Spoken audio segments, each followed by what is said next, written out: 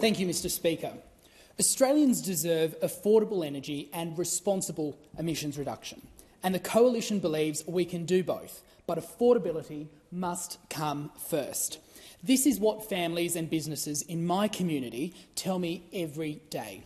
They're desperate for a government that understands the pressures that they are facing. But instead of relief, Labor's delivered an energy system that is failing. Prices are soaring and targets that are pure fantasy. Labor promised cheaper power, a $275 cut to your bill, I remember. Instead, under this Prime Minister, the average household is paying around $1,300 more. Energy prices have risen by almost 40%. Factories are closing, business insolvencies are at record highs, and investment is stalling. And emissions? They haven't moved an inch since the Coalition left office. Labor talk tough on climate, but their results say everything. Australia's emissions remain at 28% below 2005 levels, exactly where they were the day we left office. In other words, Labor's emissions reduction has flatlined, all pain and no progress. Yet they continue to insist that their targets, physically unattainable, economically reckless and never properly costed, are the only way forward. And they want Australians to bankroll this failure, even as cost of living pressures bite harder than ever before. While families struggle to afford groceries and keep their lights on, Labor is chasing headlines, lecturing Australians and approving fossil fuel projects they then condemn in public. The hypocrisy is staggering. The Prime Minister is happy to export Australian resources to fuel foreign energy grids and drive global emissions, but he refuses to let Australians benefit from the same standard that he holds for the rest of the world. He forces higher power bills and unaffordable targets on our nation while criticising anyone who questions the price that we are being asked to pay. And now, the Minister for Climate Change and Energy, the part-time Energy Minister moonlighting as an international climate frontman, wants you to trust him on a new 2035 target that experts say is built on spin and fantasy. The government won't release the costings. They won't release the modelling. And they tried to hide the briefing that confirmed exactly what every family already knows. Under Labor, power prices just keep going up.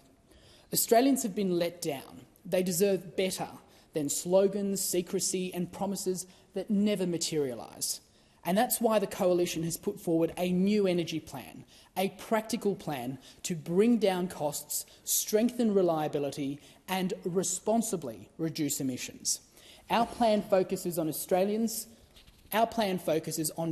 Australians can afford, not targets that Australians can't meet. We must restore reliability at the centre of Australia's energy policy. We want to change the national electricity objectives, so planning is built around price, reliability and security, not political targets. Second, we will introduce the technology-neutral affordable energy scheme. It supports all forms of reliable generation, gas, hydro, batteries, coal and renewables in the right places. No ideology, no picking winners, just the affordable, reliable power that Australians need. This scheme will bring on new supply faster, keep existing reliable generation in the system until real alternatives are ready, and crowd in private investment so taxpayers aren't forced to shoulder the burden.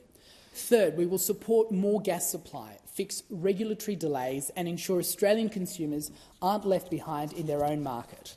Fourth, we'll pursue energy abundance by removing the ban on zero-emissions nuclear technology, by protecting reliability and by using all of Australia's resources responsibly.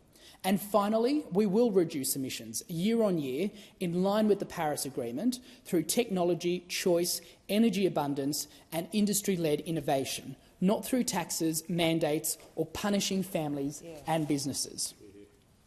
Emissions reduction will be driven by technology and genuine progress, not political theatre. Australians want affordable power and responsible action on emissions reduction. Labor has delivered neither. It's time for a plan that actually works. It's time to put Australians first, Australian families and businesses first, not last.